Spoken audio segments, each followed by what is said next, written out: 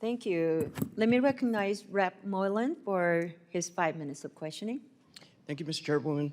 While national security is often dominated by military sectors, the economic domain has historically been the strongest tool in shaping international affairs. So, sitting on this committee in armed services, I fully understand the importance of national economic security's role alongside traditional military power, but economic tools don't often get the bureaucratic limelight.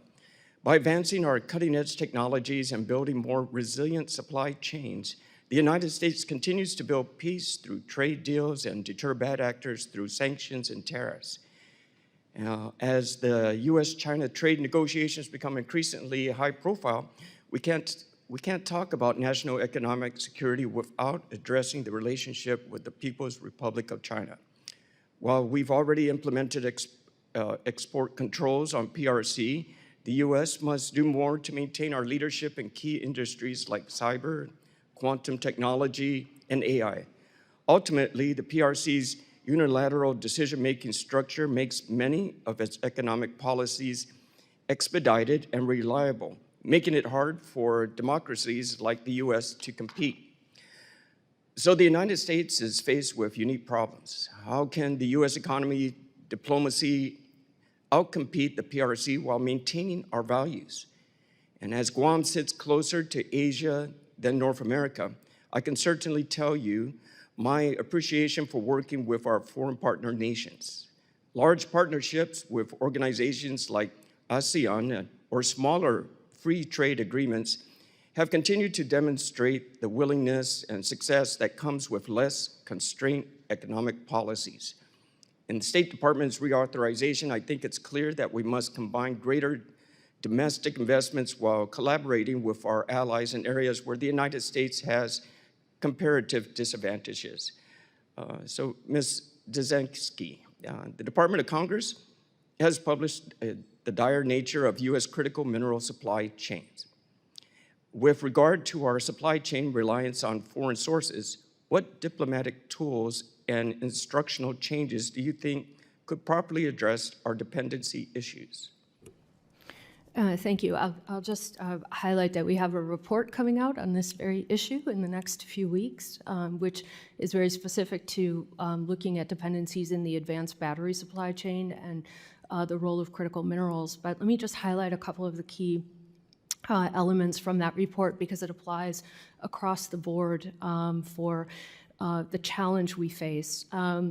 Number one, we have to get a control on processing of critical minerals.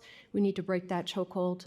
China is not necessarily controlling all critical minerals, but they're definitely controlling the processing, and that has to stop. We need to look at controlling for price volatility around core commodities. It's making it really difficult for Western manufacturers and processors to get into the critical mineral space because of that. We also need to look at much deeper partnerships with allies and partners who have the very same problems about access to markets. More broadly, I would say that we have a host of problems with non-market practices coming out of China, and now is the time to put that on the table, whether we're talking about currency controls, capital controls, dumping, which is a massive enforcement issue now for us, rules of origin questions, you name it. These all contribute to why it becomes so difficult for U.S. manufacturers and others to compete in this, this global trade order. Thank you. Ms. Cutler, based on your experience at the Office of U.S. Trade Representative, how should the U.S. approach known adversaries in the competitive economic realm? Additionally, is there a point where the U.S. should consider revoking items like the permanent normal trade relations? I think the key to addressing the China challenge is working closely with our allies and partners. I don't think we can effectively do this on our own.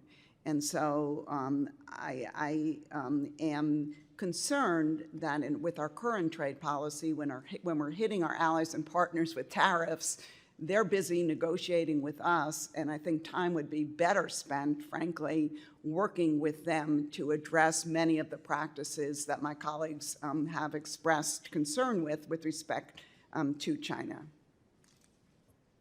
Thank you very much. I'm out of time. I thank the panel for your testimonies. Thank you, Madam Chairman.